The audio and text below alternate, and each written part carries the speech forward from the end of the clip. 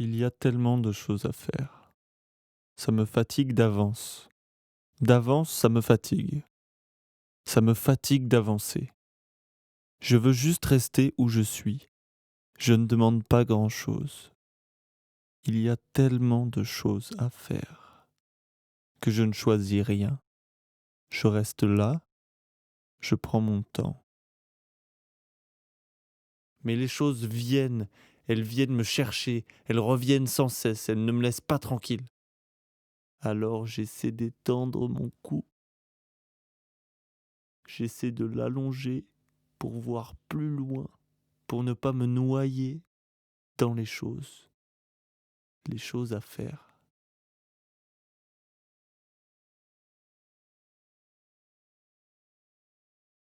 Je ne sais pas trop où aller quand j'ai juste besoin de tomber, mais que le sol sous mes pieds n'est pas très accueillant.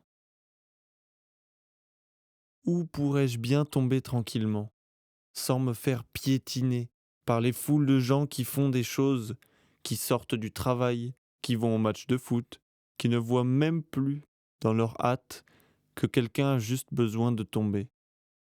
Je ne demande pas grand-chose, merde. Juste un petit endroit où tomber en paix. Même pas un toit, même pas un lit, juste un petit coin où on me foutrait la paix. Pas grand-chose, je demande. Un rien, pas bien gros, un petit rien. Juste un petit désert. Juste un bon désert pour déserter. Mais merde, pourquoi vous n'avez pas le temps? Parce que vous êtes toujours occupé. Et quand vous n'êtes pas occupé, alors vous êtes préoccupé. C'est quand même dingue. Inventer un mot pareil, vous n'en avez pas assez d'être occupé, alors vous ajoutez un préfixe pour pouvoir être occupé avant même d'être occupé. Bref, moi, je dis stop. Je m'arrête. J'en ai marre. Continuez sans moi, les gars. Je m'arrête, je vous regarde, vous affairez. Allez-y, faites, je vous regarde. Mais regardez-les, ils s'énervent. Ils ne font que s'énerver. Ils grouillent, ils trébuchent. Ils sont en retard et ils s'excusent. Ils poussent. Ils n'ont pas de temps à perdre. Le métro s'est arrêté. Il faut appeler un taxi. Gagner du temps. Ils sont en retard. Ils se pressent. Ils arrivent suants et ils s'excusent en plus. Regardez, ils n'ont pas le temps. Le temps, ils ne l'ont pas. Le temps, ils ne font que le gérer dans un emploi du temps. Et ils le gagnent. Et ils le perdent. Et ça recommence. Bon, prenez pour exemple un lion. Regardez le lion. Observez-le bien. Il ne fait que bâiller, dormir, marcher très lentement. Est-ce qu'il s'excuse? Est-ce qu'il s'excuse, le lion? Ben non, il ne s'excuse pas, lui. Regardez-le, cet animal. Voyez comme il se fait plaisir. Tellement lent. Flemmard.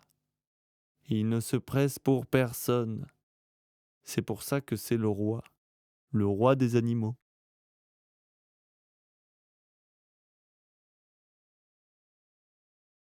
Je n'arrête pas de faire un rêve, toujours plus ou moins le même. Je dois prendre un avion, mais l'aéroport est très loin.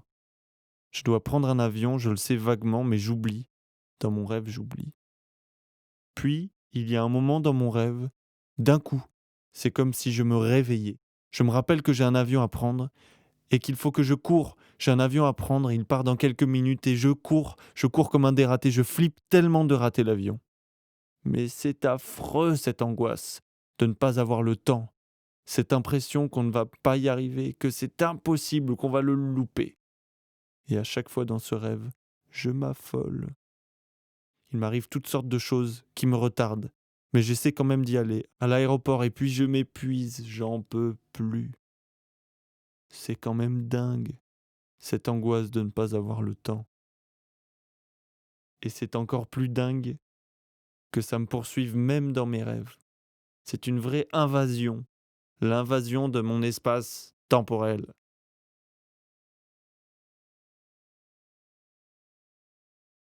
Imaginez le temps comme l'espace. Tout le monde connaît cette idée d'espace vital. On pense à consacrer un peu d'espace vital autour de nous. On n'est pas collés les uns aux autres, partout et tout le temps. Alors pourquoi on colle tous les blocs dans notre emploi du temps? Tous collés. Pas d'espace libre. Surtout pas. Ah oui, ça, espace vital, ça nous parle. Mais on oublie le temps vital. On oublie complètement de se garder un peu d'espace vide. De se garder un peu de temps vide. Un peu de temps de côté. Du temps en rab.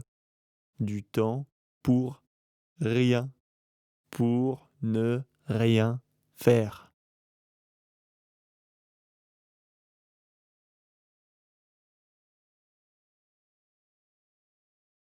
Il y a quelques mois, je me suis arrêté.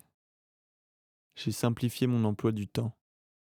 J'ai commencé à ne rien faire. Avoir des choses à faire. Les gens ont des choses à faire. À ce moment-là de ma vie, j'ai décidé que les choses à faire, je ne les avais pas. Je me suis laissé le temps de me poser des questions inutiles. Est-ce qu'une lunette est une petite lune? Est-ce que le temps est une spirale? Y a-t-il un rapport entre le mot aimant et le verbe aimer? Qui a donné la forme aux lettres? Qui a formé les mots pour désigner les choses avec les lettres? J'ai laissé mes yeux se balader dans l'à peu près.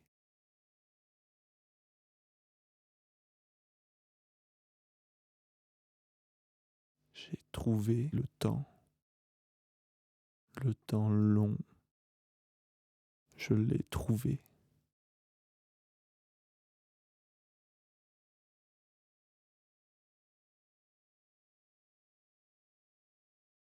Au début, j'en voulais à toutes les chèvres, qui me demandaient ce que je faisais, qui me demandaient où j'en étais. Puis, au bout d'un moment, un bon moment, j'étais plutôt fier de leur dire que j'étais en train de ne rien faire, que tous les jours, je m'adonnais à ne rien faire. Je ne faisais rien, je ne travaillais pas. Je voyais bien que je les angoissais. Je me sentais un peu provoquant.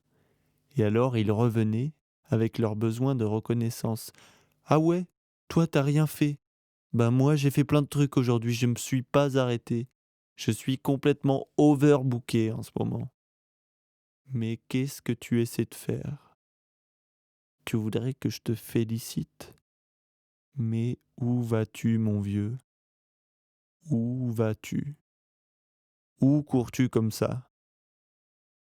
En fin de compte, moi non plus je ne sais pas où je vais.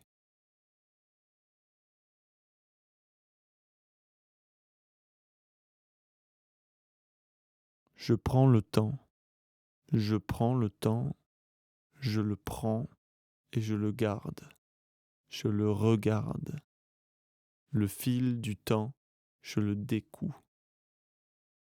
Regardez ce qu'il se passe quand il ne se passe rien.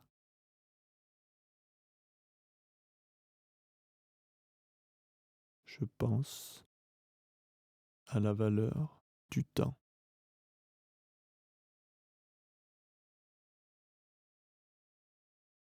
à la valeur du temps des gens et à ce que Karl Marx en pense. Je me jure pour toujours de cultiver mon droit, de faire des choses inutiles, d'observer sans aucun but. Je voudrais souligner notre droit le plus légitime, notre droit à la paresse, à l'oisiveté.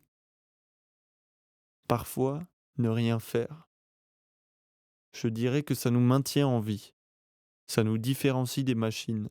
Elles n'ont pas le droit de s'arrêter, mais nous, oui. Je vais lutter pour faire valoir ce droit. Je le dis à tout le monde et à personne. Je le dis pour moi-même surtout. On se pollue le cerveau avec des listes interminables de choses à faire, mais on y pense tellement qu'on ne se donne pas le temps de les faire. Je vais dire aux autres, ne soyez pas atterrés de me voir perdre mon temps. Vous savez, moi je l'ai mon temps. Je dirais même, j'ai tout mon temps, entièrement. Prendre le temps. Mais non, on ne devrait pas dire prendre le temps, mais avoir le temps. Ce n'est pas un vol. Le temps, tout le monde l'a, ou personne ne l'a. On peut dire qu'il est public, comme dire qu'on doit gagner sa vie, comme si on ne l'avait pas déjà. Avoir le temps, ouais, c'est ça. Avoir le temps. Avoir son temps. Avoir tout son temps libre. Avoir tout son temps et le vivre. Vivre le temps qu'on a. Et parfois, ne rien faire. C'est une forme de désobéissance civile, mais très calme. Après tout, je ne fais chier personne. Je prends mon temps, tranquillement, dans mon coin. C'est une prescription que je me fais à moi-même. C'est bon pour ce que t'as. Et je me laisse faire. Je ne me prends pas par la main. Je ne me materne pas. Je ne me paterne pas non plus.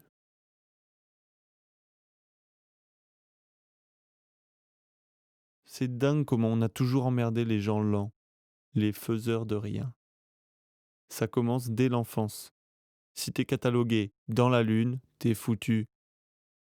Ça les rend fous, les gens. Je ne crois pas que les distraits soient vraiment distraits. Comme on le dit, je crois qu'ils sont hyper concentrés, mais simplement pas sur ce qu'on leur demande. Moi, je les aime bien, les distraits. On ne peut pas les forcer, mais c'est pas eux le problème. Le problème, c'est de vouloir forcer les gens. Vous ne trouvez pas ça fou, vouloir forcer des gens? Vouloir forcer les gens. Je crois qu'au fond, je ne veux servir à rien. Pourquoi servir à quelque chose finalement? Ça vous fait envie, vous? Moi, non. Être en vie pour servir à quelque chose. C'est absurde. Je ne sais pas, moi. J'en sais rien. De toute façon, j'ai le temps. Le temps d'y penser.